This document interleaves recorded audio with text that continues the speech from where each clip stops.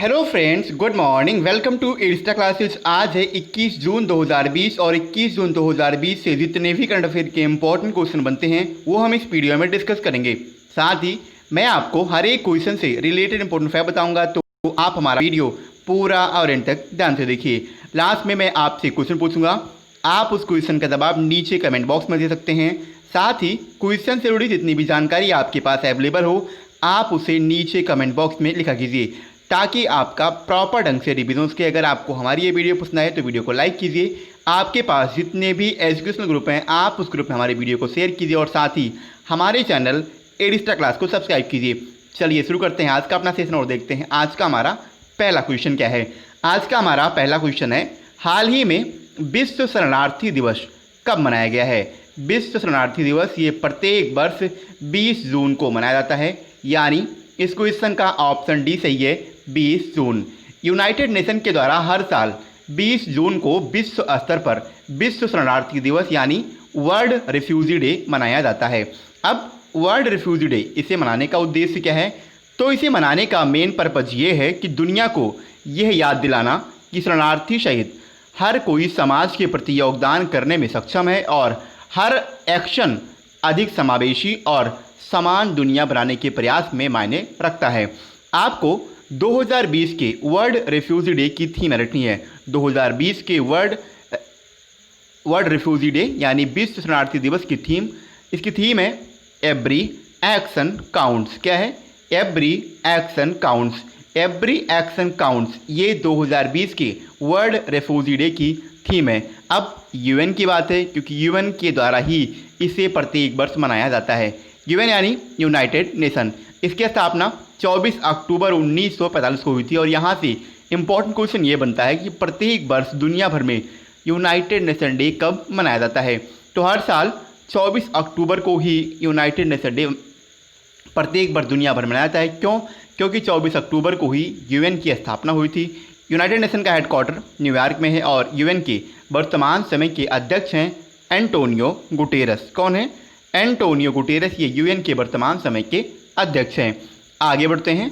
अगला क्वेश्चन है, किसने R&D पोर्टल सत्यभामा लॉन्च किया है। अभी हाल ही में प्रहलाद जोशी ने एक R&D पोर्टल सत्यभामा लॉन्च किया, यानी इस क्वेश्चन का ऑप्शन बी सही है, प्रहलाद जोशी। अब सबसे पहले प्रहलाद जोशी ये कौन है? तो ये वर्तमान समय के केंद्रीय कोयला, खान और संसदीय मामलों के मंत्री हैं प्रहलाद जोशी, और इन्होंने ही सत्यभामा लॉन्च किया है। अब ये सत्यभामा क्या है? तो सबसे पहले सत्यभामा, इसका फुल फॉर्म मोस्ट इंपॉर्टेंट है, तो इसका फुल फॉर्म है साइंस एंड टेक्नोलॉजी योजना फॉर आत्मनिर्भर भारत इन माइनिंग एडवांसमेंट। क्या है? साइंस एंड टेक्नोलॉजी योजना फॉर आत्मनिर्भर भारत इन माइनिंग एडवांसमेंट। इस पोर्टल को खान मंत्रालय की विज्ञान और प्रौद्योगिकी कार्यक्रम योजना के लिए लॉन्च किया गया है। इसके अलावा नीति आयोग के एक एनजीओ है, नीति आयोग का इसका नाम है एनजीओ दर्पण। इसी नीति आयोग के एनजीओ दर्पण पोर्टल के साथ इसे स्वीकृति भी किया गया है। आगे बढ़ते हैं। अगला क्वेश्चन है, किसे national institute of public finance and policy के अध्यक्ष के रूप में नियुक्त किया गया। अभी हाल ही में उर्जित पटेल को national institute of public finance and policy के अध्यक्ष के रूप में अपॉइंट किया गया, यानी इस क्वेश्चन का ऑप्शन सी सही है, उर्जित पटेल। उर्जित पटेल, सबसे पहले आप इसके बारे में जानिए। उर्जित पटेल के बारे में आपको बात बताऊंगा। सबसे पहले आप national institute of public finance and policy के बारे में जानिए। तो यह एक इकोनॉमिक थिंक टैंक है जो नई दिल्ली में स्थित है। उर्जित पटेल की नियुक्ति 4 वर्षों के लिए की गई है। ये आपको रखना है कि इनकी जो अपॉइंटमेंट हुई है ये 4 वर्षों के लिए की गई है। और वर्तमान में national institute of public finance and policy के अध्यक्ष हैं विजय केलकर। ऑप्शन ए में है विजय केलकर, और इन्हीं विजय केलकर का अब स्थान लेंगे उर्जित पटेल। अब इनके बारे में देखते हैं। तो उर्जित पटेल ये आरबीआई के पहले के यानी 2018 में इन्होंने आरबीआई के गवर्नर के रूप में इस्तीफा दिया था। ये आपको रखना है, यानी उर्जित पटेल आरबीआई के गवर्नर भी रह चुके हैं। और मैंने आपसे बोला दिसंबर के 2018 में इन्होंने आरबीआई गवर्नर के पद से इस्तीफा दिया था। अब आरबीआई की बात है। आरबीआई यानी reserve bank of India. RBI की स्थापना 1 अप्रैल 1935 को हुई थी। इसका हेडक्वार्टर महाराष्ट्र के मुंबई में है और आरबीआई के वर्तमान समय के गवर्नर हैं शक्तिकांत दास, और शक्तिकांत दास आरबीआई के 25वें नंबर के गवर्नर हैं। अगला क्वेश्चन है, हाल ही में बीपीआर विट्ठल का निधन हुआ, वो कौन थे? बीपीआर विट्ठल अभी हाल ही में इनका निधन हो गया है और ये भारत के बहुत ही ज़्यादा प्रतिष्ठित और प्रमुख अर्थशास्त्री थे, यानी इस क्वेश्चन का ऑप्शन ए सही है, अर्थशास्त्री। प्रतिष्ठित अर्थशास्त्री होने के साथ साथ ये भारत के 10वें वित्त आयोग के सदस्य भी थे। इसके अलावा 1950 बैच के ये आईएएस ऑफिसर थे और इन्होंने 1972 से लेकर के 1982 10 साल तक आंध्र प्रदेश गवर्नमेंट के सचिव वित्त और योजना के रूप में भी इन्होंने कार्य किया था। इसके अलावा आईएमएफ के जो अलग अलग ब्रांच होते हैं उनमें से मलावी और सूडान की गवर्नमेंट के राजकोषीय एडवाइजर भी ये रह चुके हैं। आगे बढ़ते हैं, अगला क्वेश्चन है, किस देश को अगस्त 2021 के लिए यूएनएससी का अध्यक्ष चुना गया है? तो अभी हाल ही में अपने देश भारत को अगस्त 2021 के लिए यूएनएससी यानी United nation security council UNSC का अध्यक्ष अभी हाल ही में अपने देश भारत को चुना गया, यानी इस क्वेश्चन का ऑप्शन बी सही है, भारत। इंडिया को यूनाइटेड नेशन सिक्योरिटी काउंसिल के गैर अस्थायी यानी टेम्प्रोरी मेंबर के साथ साथ अगस्त 2021 के लिए यूनाइटेड नेशन बॉडीज़ यानी संयुक्त राष्ट्र निकाय का अध्यक्ष भी चुना गया है और अब भारत 2021 के अगस्त में यूएनएससी की अध्यक्षता करेगा। इसके अलावा भारत, नॉर्वे, आयरलैंड, केन्या और मैक्सिको इन 5 देश को अभी हाल ही में काउंसिल के नॉन परमानेंट मेंबर के रूप में भी चुना गया था। जब इन 5 देशों को भारत, नॉर्वे, आयरलैंड, केन्या और मैक्सिको जब इन 5 देशों को नॉन परमानेंट मेंबर के रूप में यूएनएससी में चुना गया था तब मैंने आपको बताया था, और इनकी जो नियुक्ति हुई है वो 2 साल के लिए हुई है, यानी इन देशों को 2 साल के लिए चुना गया है। इसके अलावा आपके माइंड में एक क्वेश्चन आएगा P5 जिसे हम कहते हैं परमानेंट 5 कंट्रीज। अब ये कौन कौन से देश हैं? तो यूएसए यानी United state of America, UK यानी यूनाइटेड किंगडम, चाइना, फ्रांस और रूस, ये 5 यूएनएससी के परमानेंट मेंबर कंट्रीज हैं। आगे बढ़ते हैं, अगला क्वेश्चन है, हाल ही में किस राज्य में 19वां महान जून विद्रोह दिवस मनाया गया है? तो अभी हाल ही में मणिपुर में 19वां महान जून विद्रोह दिवस मनाया गया, यानी इस क्वेश्चन का ऑप्शन ए सही है, मणिपुर। 19th ग्रेट जून अपराइजिंग और यूनिटी डे 18 जून को मणिपुर के केक रूपत में मनाया गया। कहाँ? मणिपुर में एक जगह है केक रूपत और यहीं पे अभी हाल ही में इसे मनाया गया। आपके माइंड में क्वेश्चन आएगा, आखिर 19वां महान जून विद्रोह दिवस इसे मनाया क्यों गया? तो मणिपुर की क्षेत्रीय अखंडता की रक्षा के लिए जून 2001 में अपनी जान गंवाने वाले 18 व्यक्तियों को श्रद्धांजलि और सम्मान देने के लिए हर साल 18 जून को मणिपुर में ये 19वां महान जून विद्रोह दिवस मनाया जाता है। आपको यह रखना है। अब बात आई है मणिपुर की, तो मणिपुर की वर्तमान समय की कैपिटल है इम्फाल। मणिपुर के वर्तमान समय के मुख्यमंत्री हैं एन बीरेन सिंह और मणिपुर के वर्तमान समय की गवर्नर हैं नजमा हेपतुल्ला।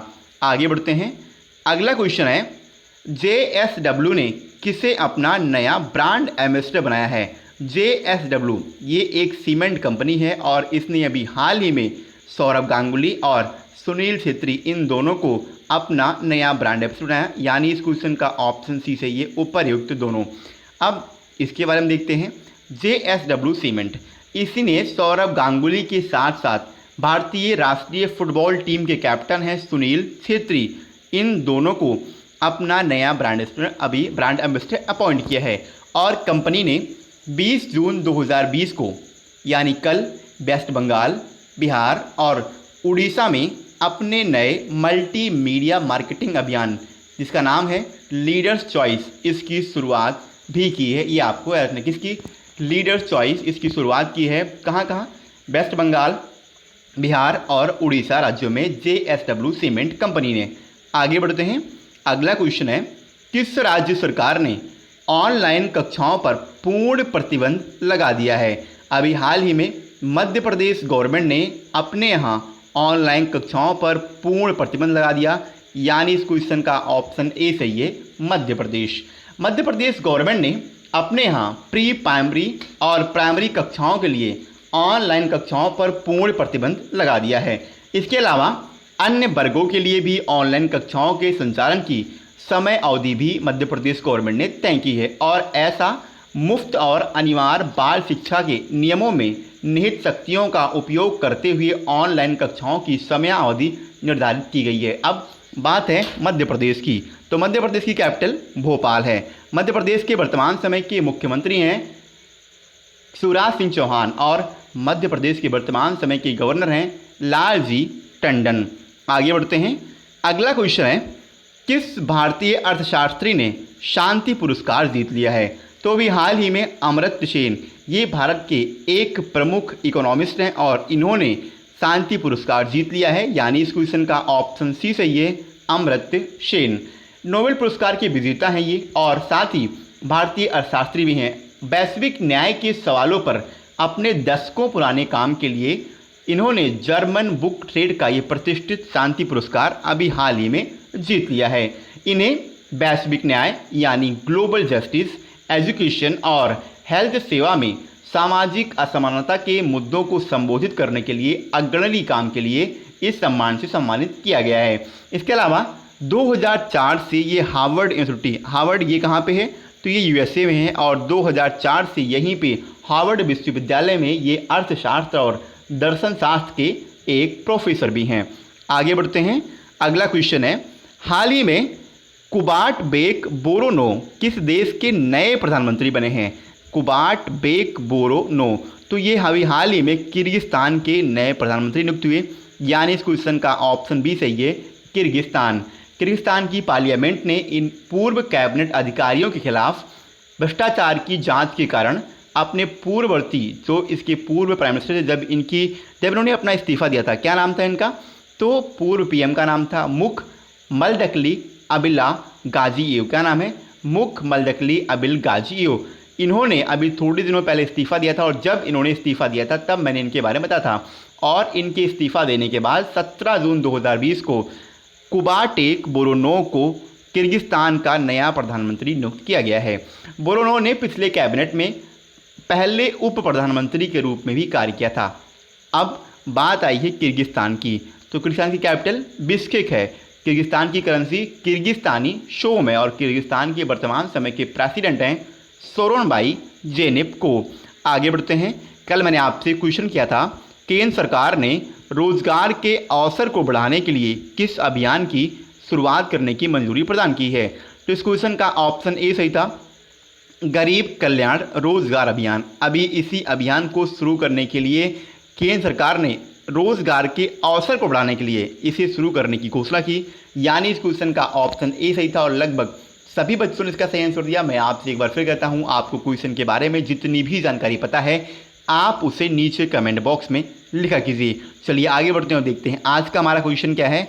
आज का हमारा क्वेश्चन है, किसने कोविड-19 परीक्षण के लिए भारत की पहली मोबाइल लैब लॉन्च की है? क्वेश्चन के 4 ऑप्शन हैं, प्रकाश जावड़ेकर, नरेंद्र मोदी, राजनाथ सिंह और डॉक्टर हर्षवर्धन। आपको क्वेश्चन के बारे में जितनी भी जानकारी पता है आप उसे नीचे कमेंट बॉक्स में लिखिए, जिससे कि प्रॉपर तरीके से आपका रिविजन के। अगर आपको हमारी ये वीडियो पसंद आए तो वीडियो को लाइक कीजिए। आपके पास जितने भी एजुकेशनल ग्रुप हैं आप उस ग्रुप में हमारे वीडियो को शेयर कीजिए और साथ ही हमारे चैनल को सब्सक्राइब कीजिए। दोस्तों आज के लिए इतना ही। वीडियो पसंद आई हो तो वीडियो को लाइक कीजिए। जय हिंद।